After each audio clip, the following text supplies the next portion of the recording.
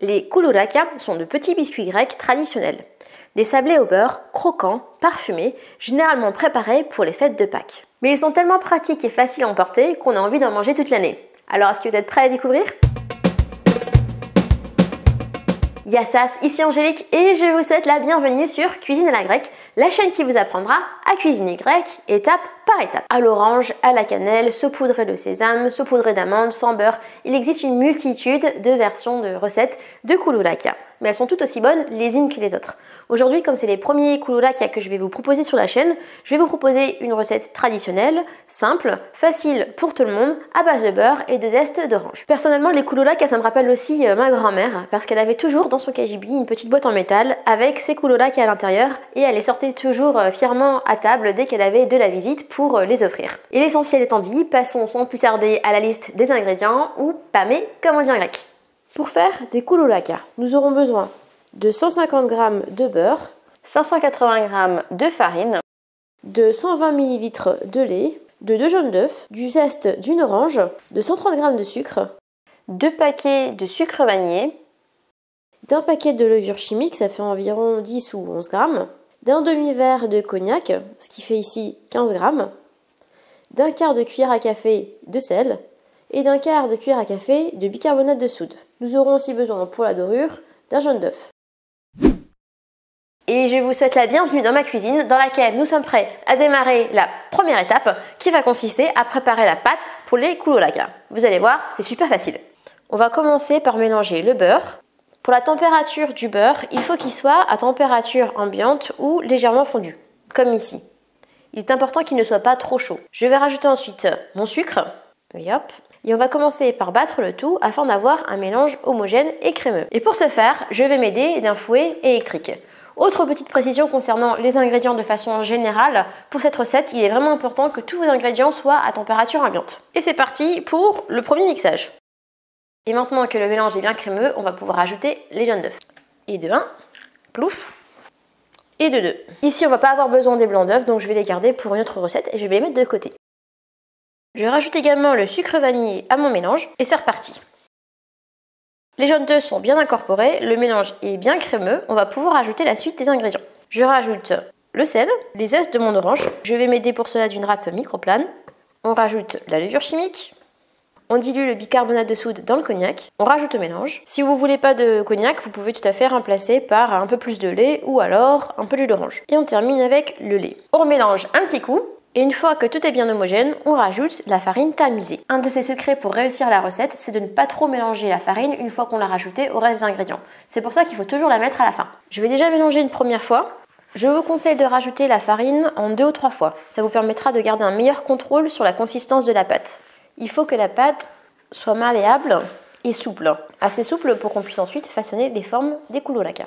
La consistance de la pâte peut en effet varier. Si vous avez par exemple des œufs avec des petits jaunes d'œufs, peut-être que votre pâte sera moins liquide à la base et que vous n'aurez pas besoin de mettre toute la farine. Donc n'hésitez pas à adapter les quantités. L'essentiel, c'est que la pâte soit encore une fois assez souple et malléable pour qu'on puisse ensuite la travailler et faire des formes. Maintenant que la consistance est un peu plus solide, je vais passer à la main, ça sera plus facile. On mélange bien jusqu'à ce que la farine soit complètement incorporée. Mais pas plus. Je viens de terminer de mélanger, je me retrouve avec une pâte qui est flexible mais pas friable. On va donc pouvoir passer à la deuxième étape qui va consister à façonner les kouloulaka.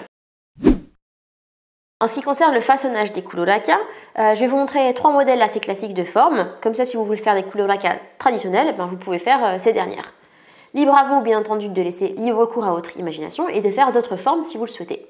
Il y a quand même une règle à respecter, ça va être de faire des kouloulaka qui ont tous le même poids. Pourquoi ? Parce que comme ça va vous permettre d'avoir une cuisson homogène. Personnellement, je vais faire des kouloulaka qui font 30 g parce que je trouve que c'est un bon poids pour les biscuits. Et maintenant que l'essentiel est dit, on va pouvoir passer à l'action. Personnellement, ce que j'aime bien faire, ça va être de d'abord les peser et ensuite de façonner. Bon, si vous êtes à 2-3 g près, c'est pas très grave, ça ira aussi. Les boules sont prêtes, on va pouvoir passer au façonnage des formes. J'ai pu en faire 28, ce qui veut dire qu'on aura 28 kouloulaka avec les quantités que je vous ai données. Avant de démarrer nos formes, on va allumer le four et on va le préchauffer, chaleur classique à 180 degrés. Et maintenant que c'est fait, on va pouvoir passer au façonnage des formes. La première forme que je voulais vous montrer, c'est l'escargot. Donc pour façonner le kouloulaka, on va toujours commencer de la même façon. On va façonner un boudin. J'étale donc ma pâte avec mes mains. du bout des doigts. Et on va ensuite rouler la pâte sur elle-même. Hop. Et voilà le travail. Un petit escargot prêt à cuire. On va le mettre de côté. Et on va passer à la deuxième forme, le numéro 8. Donc, même logique. On fait un boudin. Et on va faire un escargot dans un sens jusqu'à la moitié. Voilà. Et ensuite, on va faire un escargot dans l'autre sens avec la deuxième moitié. Et voilà. Un joli numéro 8 prêt à cuire. C'est ma forme préférée. Et on va passer à la troisième forme que je voulais vous montrer, la torsade. On étale notre pâte à nouveau. Ça commence toujours pareil. Et ensuite, on va plier notre ligne en deux et on va la tourner 2 fois. On va sceller les bords. Et voilà, une petite torsade prête à cuire. Et maintenant, je vais répéter l'opération avec toute la pâte. Alors moi, comme j'aime bien avoir des formes différentes, je vais en faire un peu de chaque. Mais après, si vous aimez bien une forme en particulier, vous pouvez bien entendu faire toujours la même forme. Pour ceux qui n'ont pas encore fait, je vous recommande de vous abonner à la chaîne si la vidéo vous plaît. Cela vous permettra d'être notifié des futures recettes qui vont sortir. Regardez-moi ces magnifiques kouloulaka qui ne demandent plus qu'à être cuits. Avant de passer à la cuisson, il nous reste une dernière petite chose à faire. On va badigeonner nos kouloulaka d'un jaune d'œuf dans lequel on va rajouter une cuillère à soupe d'eau. Ça va permettre de leur donner une belle couleur dorée à la fin de la cuisson. On mélange un petit coup. On va commencer par transférer nos kouloulaka sur un plateau qui va au four, que j'ai préalablement recouvert de papier sulfurisé. On va veiller quand même à bien laisser un petit peu d'espace entre chacun des kouloulaka, parce qu'ils vont gonfler pendant la cuisson. Donc j'alterne les différentes formes. Avec les quantités que je vous ai données, vous allez pouvoir faire 2 fournées, donc il faudra les cuire en 2 fois. Et on rajoute le jaune d'œuf, délicatement pour ne pas les abîmer. On n'oublie pas les côtés et les petits creux. Certaines versions rajoutent aussi du sésame par-dessus. Le sésame va griller au four et c'est aussi très bon. La première fournée est prête à cuire. Une deuxième petite astuce concernant la dorure, mais tout à fait facultative, si vous avez le temps, ce que vous pouvez aussi faire, c'est de laisser sécher 5-10 minutes maximum vos kouloulaka à l'air libre avec la première couche qu'on vient de passer, et ensuite vous rajoutez une deuxième couche d'œuf par-dessus pour qu'ils soient encore plus brillants. Et c'est parti pour 20 à 25 minutes de cuisson à 180 degrés. Nos kouloulaka seront prêts quand ils auront pris une belle couleur dorée sur le dessus.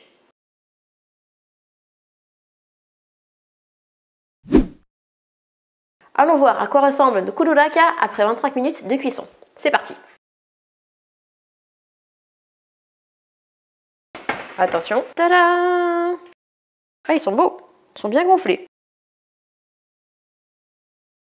Avant de pouvoir déguster nos kouloulaka, on va devoir faire preuve d'encore un petit peu de patience. En effet, il faut maintenant qu'ils refroidissent. Et ça tombe bien puisque ma mère a justement un conseil à nous donner. Maman, dis-nous tout! Ne jetez pas vos anciennes boîtes de biscuits. Offrez-leur une seconde vie. Elles seront parfaites pour la conservation de vos petits gâteaux secs, en particulier des kouloulaka. À moins que vous soyez très gourmand et que vous mangez tout d'un coup. Merci maman. Et on va se faire une petite assiette parce que toutes ces histoires, ça nous donne faim. Je vais mettre un petit peu de chaque. Voilà. Et maintenant qu'elle est bien remplie, on va pouvoir y aller.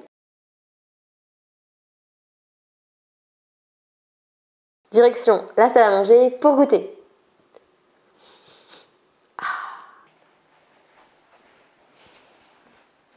Bon appétit! Je vous recommande de goûter vos kouloulaka avec un thé ou un café. Moi j'ai pris un petit café dans ma tasse préférée, la tasse mouton.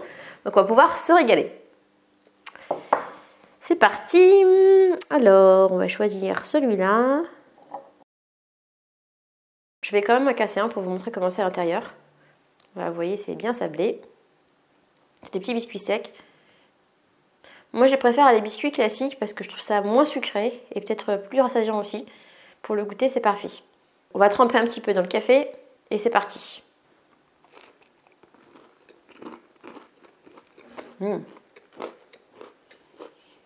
Ils sont bien croquants, ils sont bien croustillants. En plus, là, comme ils viennent de sortir du four, ils sont encore un petit peu moelleux au milieu. On a le zeste d'orange et la touche de vanille qui viennent parfumer le tout. Des petits biscuits que je ne peux que vous conseiller. Si vous souhaitez retrouver les détails de cette recette, vous pouvez d'ailleurs les retrouver sur mon site cuisinealagrecque.fr. Vous trouverez le lien dans la description. Une fois sur ce dernier, vous pouvez télécharger le PDF de cette recette, mais aussi mon guide gratuit de la moussaka avec tous ses secrets pour la réussir. Si la recette vous a plu et que vous souhaitez me l'indiquer, n'hésitez pas à cliquer sur le pouce vers le haut juste en dessous de la vidéo, cela m'encouragera et ça aidera aussi la chaîne à grandir. N'hésitez pas non plus à partager cette recette avec vos amis si elle vous a plu. La vidéo suivante qui s'affiche, c'est la vidéo des amygdalotas, des petits biscuits aux amandes, si jamais vous souhaitez découvrir d'autres petits biscuits grecs. Sur ce, je vous dis Kali Alexei et à très vite pour une prochaine recette. Grec.